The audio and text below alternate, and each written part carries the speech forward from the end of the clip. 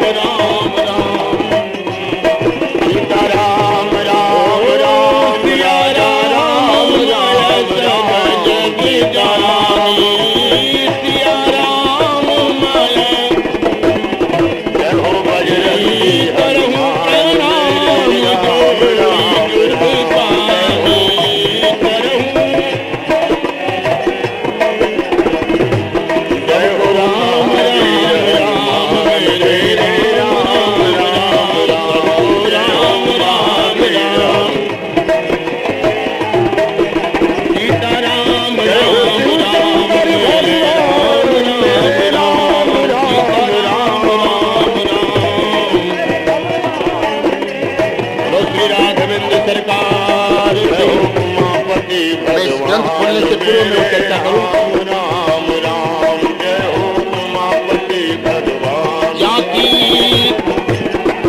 जाकी सिया बिना बीज की खेती गली में घनी घनी झन्ना जा सब जग जानी सिया राम करहु के नाम जोरी जुग खानी करहु के नाम सबको राम राम राम मेरे राम राम राम सबको राम राम सीता राम राम राम मेरे राम राम राम सीता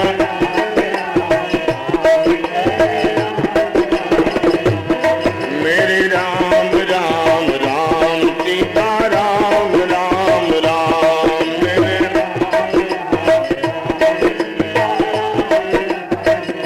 बोलो श्री राघवेंद्र सरकार की जय।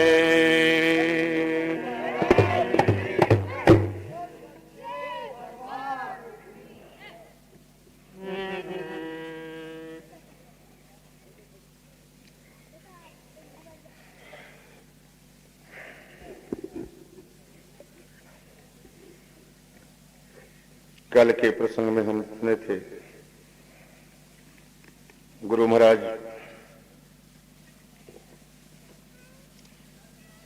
श्री राम जी की सेवा से प्रसन्न हुए, आशीर्वाद उन्होंने दिया, सफल मनोरथ हो तुम्हारे।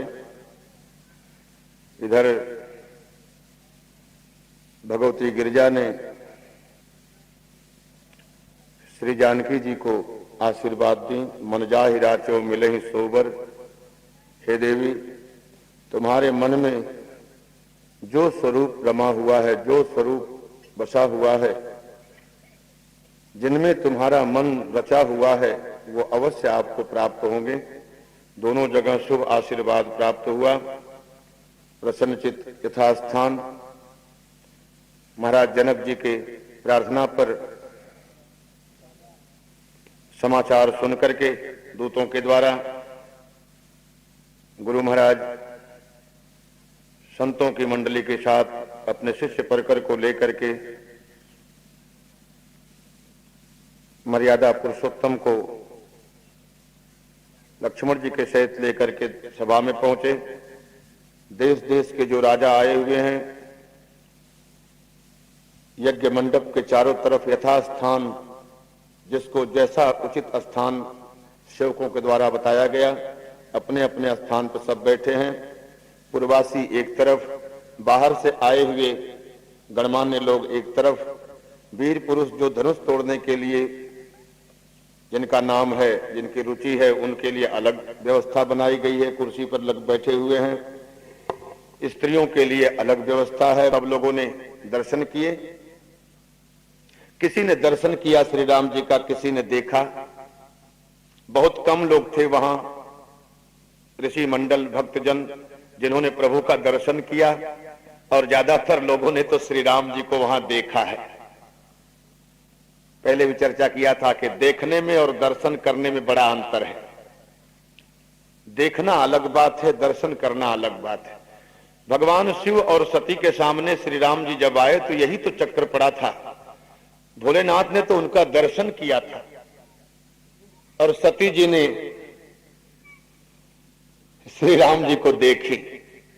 और आप जानते कि देखने में तो गुण दिखेगा तो दोष भी दिखेगा, अच्छाई दिखेगी तो बुराई भी दिखेगी। तो देखने में दोष आ सकता है, दोष बन सकता है, गलती हो सकती है, पर दर्शन में कोई गलती नहीं। दर्शन में तो समर्पण है, प्रेम है, वहां कुछ दर्शन के ऊपर तो अलग ही, दर्शन तो पूरा विज्ञान है। दर्शन के ऊपर तो अलग से शास्त्र ही लिख दिया है विद्वानों ने, दर्शन शास्त्र। प्रेमियों, तो जनक जी के सभा में भी बहुतों ने देखा, बहुतों ने दर्शन किया।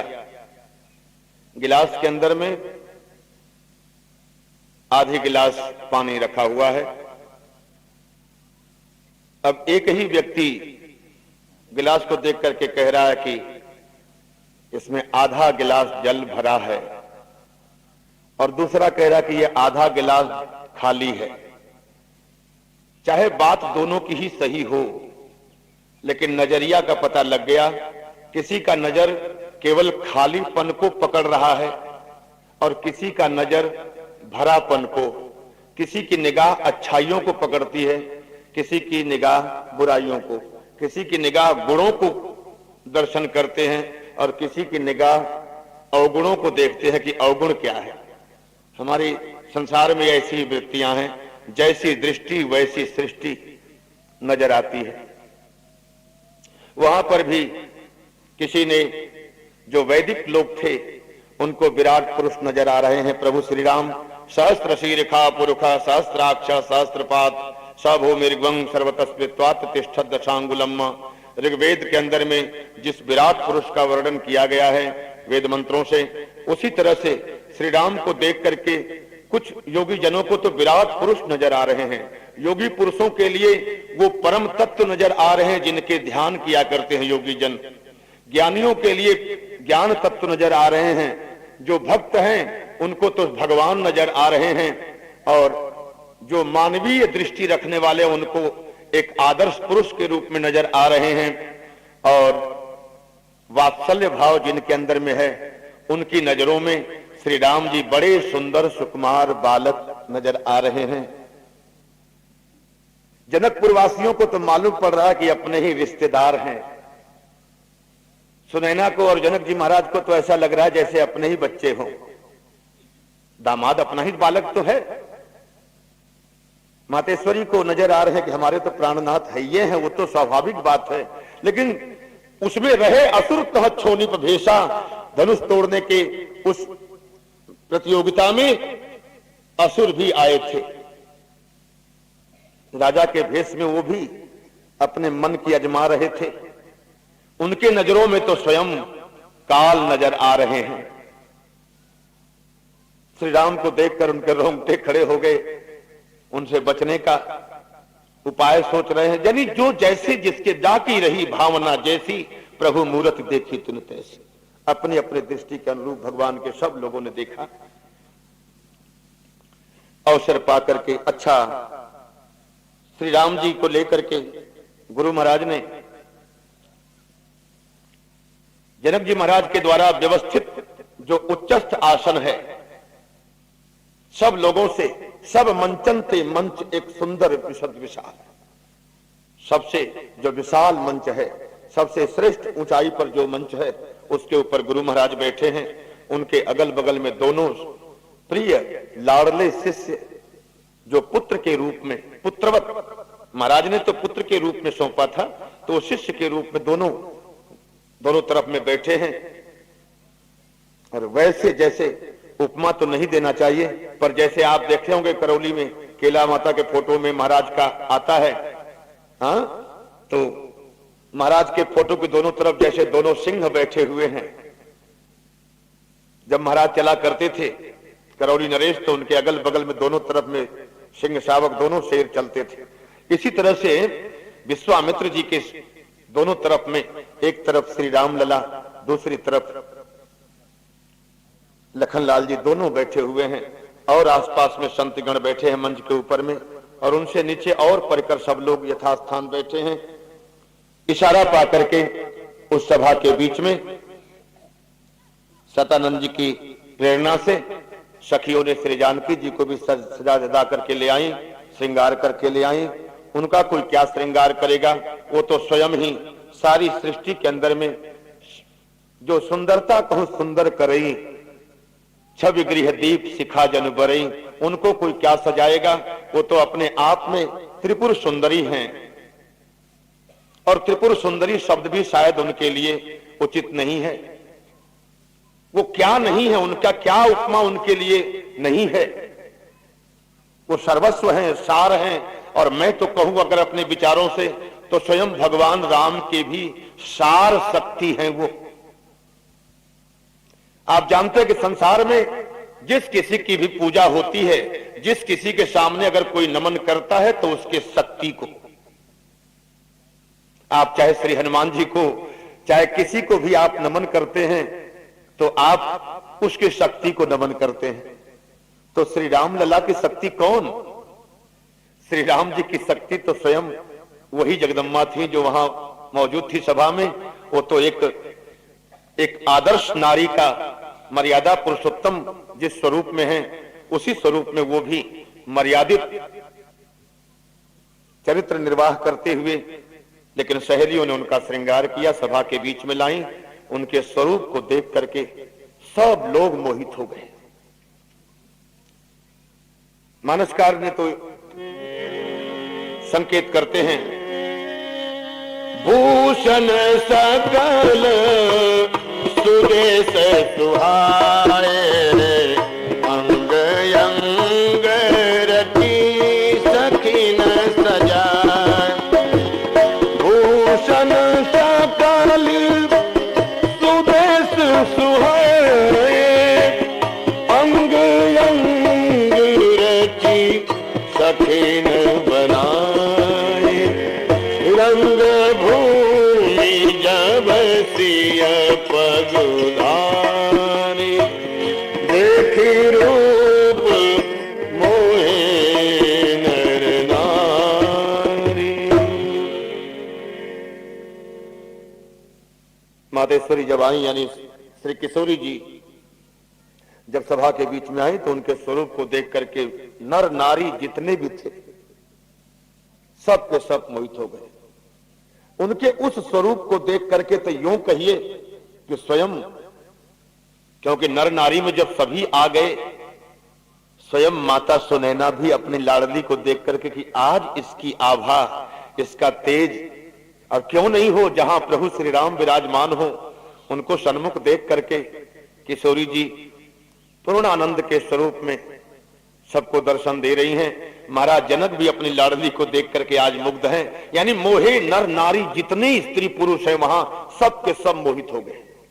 कितने लोग तर्क करते हैं कि महाराज कहीं पर यह भी लिखा हुआ है कि मोह न नारी नारी के रूपा, पन्नगार यह रीति अनूपा। लेकिन ये प्रकृति का नियम है, ये प्रकृति का नियम है कि मोह न नारी नारी के रूपा।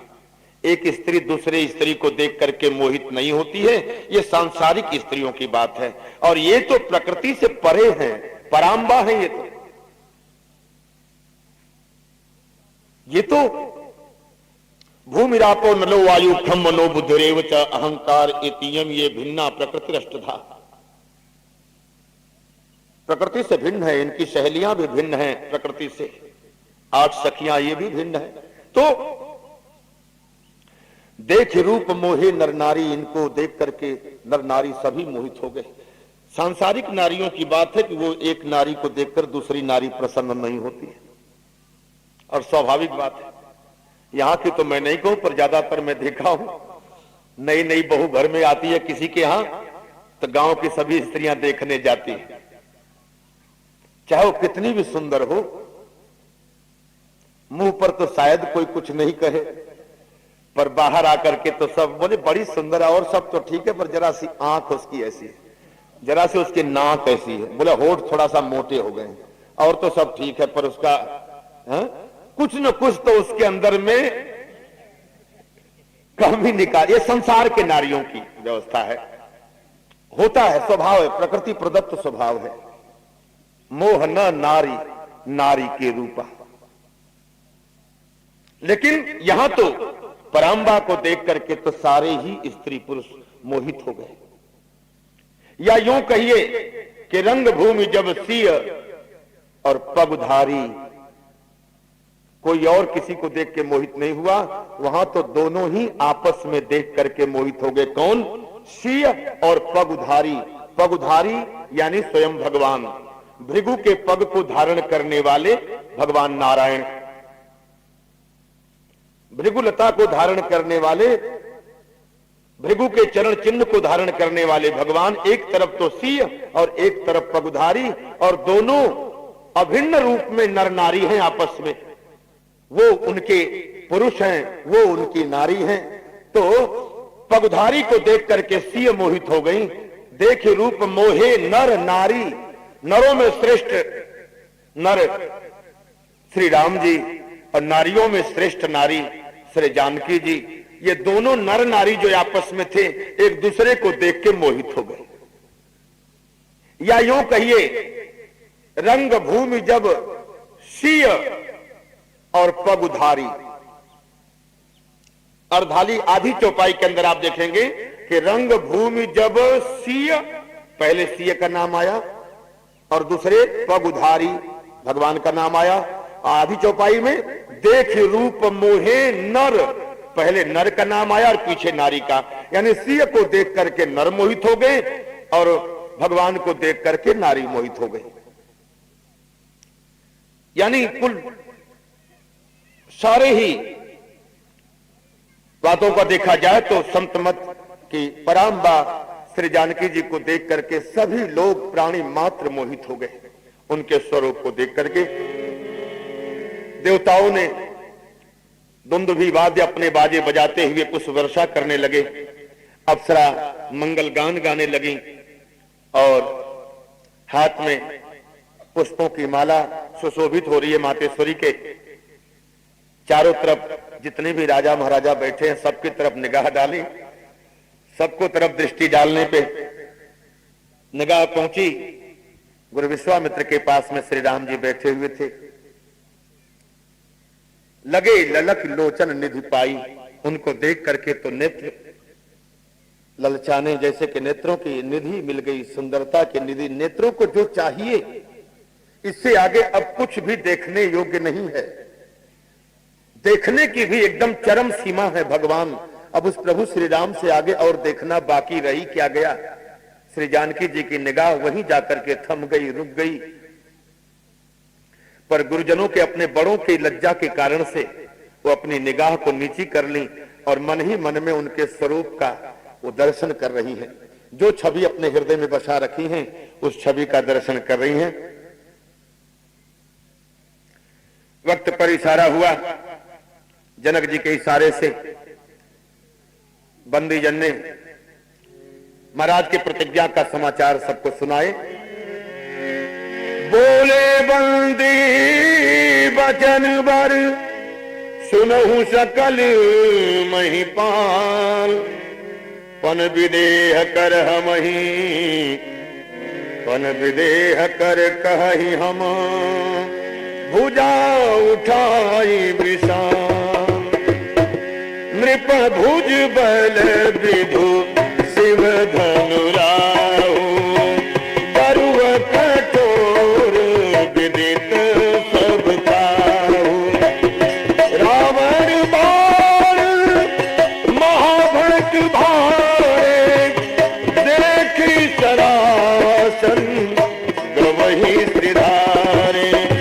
सोई पुरारी को दंड कठोरा, राज समाज आज जोई पूरा। त्रिभुवन जय समेत वेद, कि नहीं विचार बरई हटते, कि नहीं विचार बरई हटते।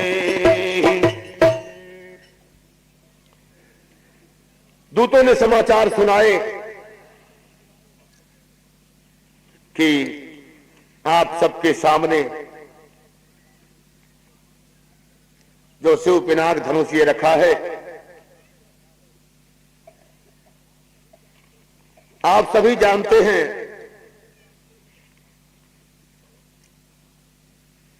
शर्त है महाराज का कि इस पिनाक धनुष को जो उठाएगा, खींचेगा, यानी चढ़ा करके खींचेगा,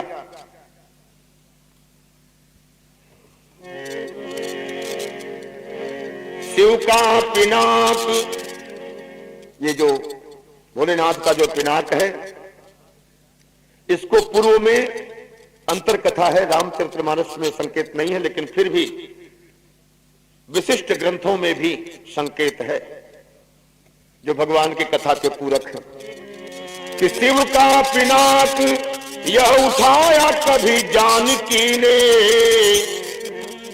शिव का पिनाक यह उठाया कभी जानकी ने, और राज के समाज आज इसे जो उठाएगा, बाणासुर और रावण के भी मान को झुकाया जिसने, खैच के प्रत्यंचा आज उसे जो झुकाएगा, भुजबल के जोर जो चढ़ाए चत तोड़े भट्ट, त्रिभुवन विजय की कलित कीर्ति कमाएगा, नारायण मिथिलापति प्रण के अनुरूप वीर, जानकी समेत जयमाल वही पाएगा, जानकी समेत जयमाल वही पाएगा।